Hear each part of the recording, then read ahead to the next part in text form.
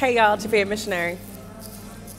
Now, believe it or not, I'm actually in my last 2 weeks here in Argentina. I know, who would have thought a year went by so quickly? Pero mira, when I get back from the United States in June, I didn't think my last 2 months here would be really active. If anything, I thought that I would be just kind of like chilling out a bit, especially because I had finished my classes. I've already got my moving stuff situated, and I had a job lined up. So all I really got to do now is just kind of do my paperwork and keep it going. I was wrong. So if you've been paying attention to what's been happening over here, we've had a major trauma in my community. I was able to finish the mural, and I decided to preach 3 times for the month of July, which is now turning into 4. But if that wasn't enough, I'm also coming back from camp. Knowing me, always opening my big old mouth, I ended up getting swooped into things for camp that I definitely did not expect to do. Well, Nick, what do you mean? Got you. For camp this year, we went with the theme of 500 years reforming, or 500 years of reformer, or the Reformation. If you don't know, if you're not Lutheran and watching my blog, 1, shout outs to you. 2, this is our 500th anniversary of Lutheranism. This year is when we celebrate when Martin Luther first banged the 95 Theses on the Church of Wittenberg, which is in Germany. And he basically said, what's good at Roman Catholic Church? So that's what we like to celebrate. I don't know, it's a good time. And originally we had a different idea for what our theme would be, but we kind of used that for our summer camp already. Oh, by the way, it is winter, and this was kind of more like a retreat. But we had a theme already, and I was kind of like, guys, it's 500 years. I feel like we should be doing a little more teaching in that. And they were kind of like, all right, Nick, well, what do you got? Of course, me, I'm like, we can do this, we can do that. And I'm just throwing out ideas. I didn't actually expect to have to do anything. That's horrible. But I was just kind of like, hey, y'all, take these good ideas and let's go with it. And then it turned into, Nick, guess what? You're writing the curriculum for the theme. Cool. So that was a good time. What we ended up doing with our curriculum was we concentrated on Matthew 26, 69 to 74. And this is where Peter denies Jesus 3 times before the rooster crows. The significant part about this story in particular is they mention Peter's accent, and they look at him and they're like, you're also from Galilee. You're also a Nazareth. I can see it in the way you speak and the way you talk, like the way you act, your mannerisms. And Peter's just constantly trying to deny it. Like, no, I don't know this guy. I don't know what you're talking about. Like, I'm not part of the crew. And that differs from a lot of the other ways that this story is told, because they're kind of like, no, like, I swear you're with him. Like, you're part of the group. You're part of the group. But here, they're looking at different parts of Peter, his identity. And for a lot of y'all may not know this, but to be from Nazareth, to be, like, I want to say the whole Galilee area was more or less like low income, let's put it like that, very campo, very rural. So these are poor people.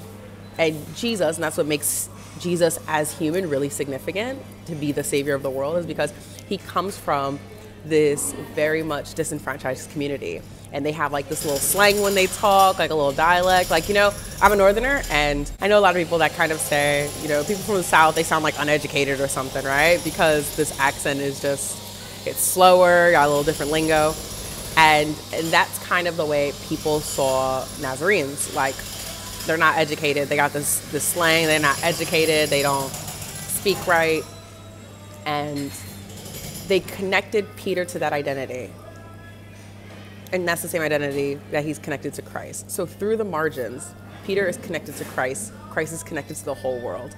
And Peter still denies him. So the theme I was kind of going to is that you can't escape this. 1, you can't escape who you are. And 2, it's like our reality and our faith life tends to do this thing where like it like occasionally intersects, but it doesn't run parallel. Like, it doesn't combine. It's not on the same track. And that's kind of what we see with Peter, right? Peter's like, nah, Jesus, I would never deny you. Jesus, you're awesome. You are so cool. And Jesus like, nah, man, I'm telling you, you're gonna totally lie on my name, fam. Like, you don't love me. But it's cool. I'm gonna still die for you, but you don't love me. And Peter's like, nah, man, I adore you. Like, I got you, whatever you need. And so when push comes to shove, people are like, you with Jesus? And he's like, no hablo.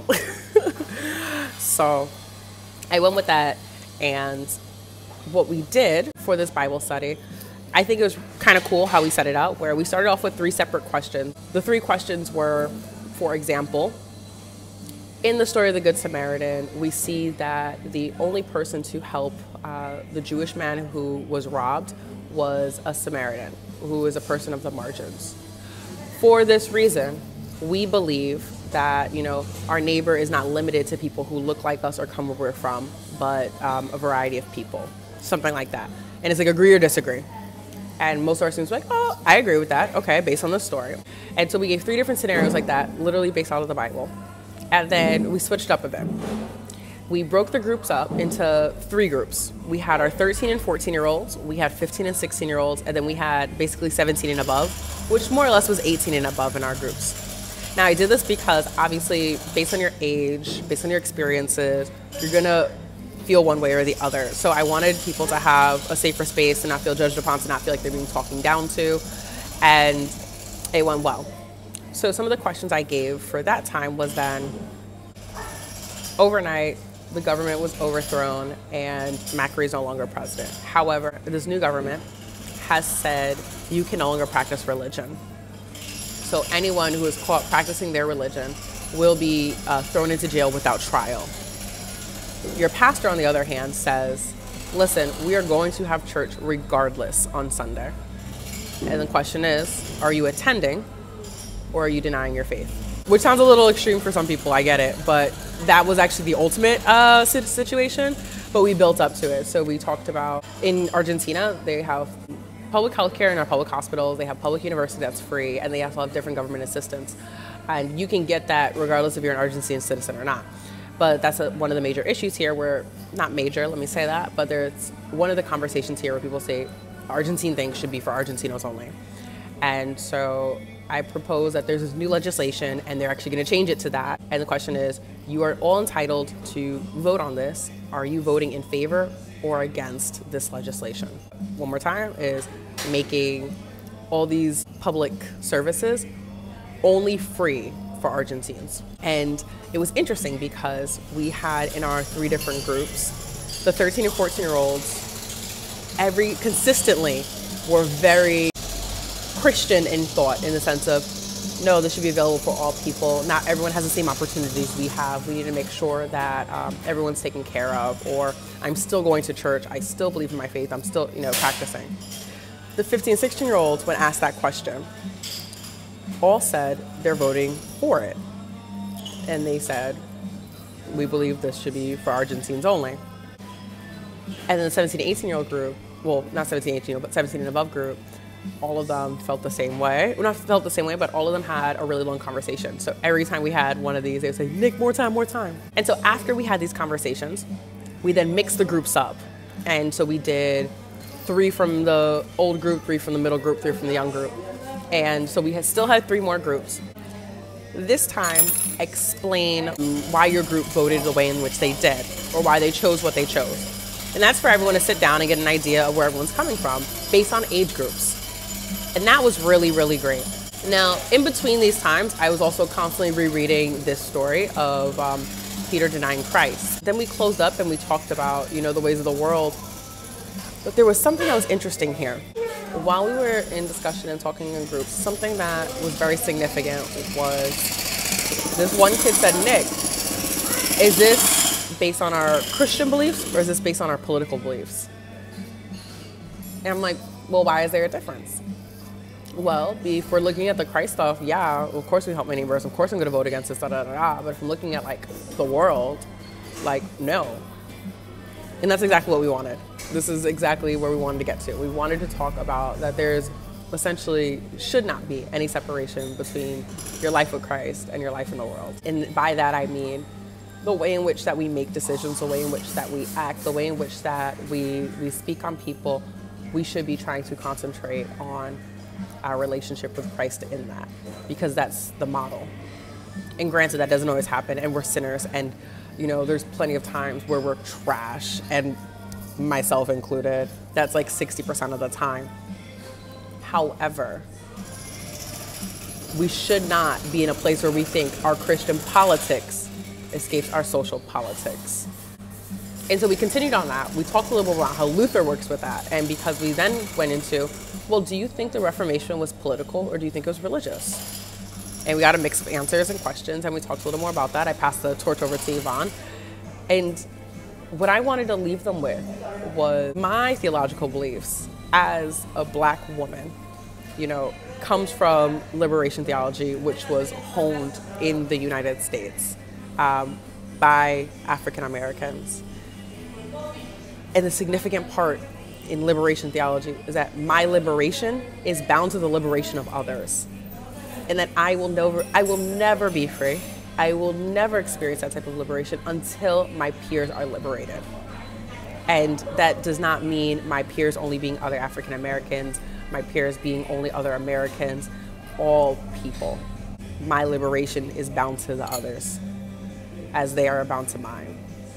And I wanted them to understand that for me, I can never not act, vote, or think in contrast to that, because without them, I am nothing, you know? But that's just where I'm at. And it was cool because I ran this by with all the pastors beforehand, and all of them are like totally here for making like these little socialist Christians. And I'm like, yes, let's do this. So it was a really good time. Then we ended up with our ultimate super Lutheran scavenger hunt. And I want to tell you guys about this because I think this might be like the greatest thing I've ever done. I'm lying, I've done some pretty cool things. We broke up into 3 groups, not by age, not by anything, simply 1, 2, 3, 1, 2, 3, 1, 2, 3, right? Then every group has a captain. The captain is given clues, right?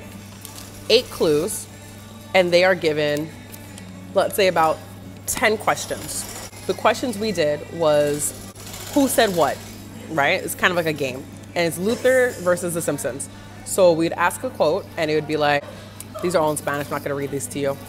But it would say, you know, if I knew the world was end tomorrow, I would still plant my apple tree today, right? Luther, The Simpsons, right? And if they said Luther, which would be correct, they get a clue. And so this clue is 1 John 4, verse 4.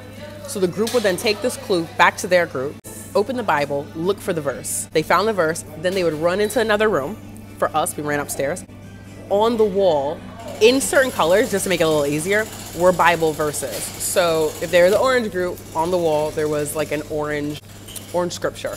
But there's about 8 of them, and they're scattered all over and kind of hidden a little bit. They would run up, they would grab the one, come back down, prove it's right, and then they would get another question, Luther versus The Simpsons. If they got it right, they got another clue. If they got it wrong, we just kept going through. It was so much fun. Now, all the scripture that was chosen were Luther's favorite scriptures. All of the quotes, you know, were, of course, it's The Simpsons, super Lutheran, right?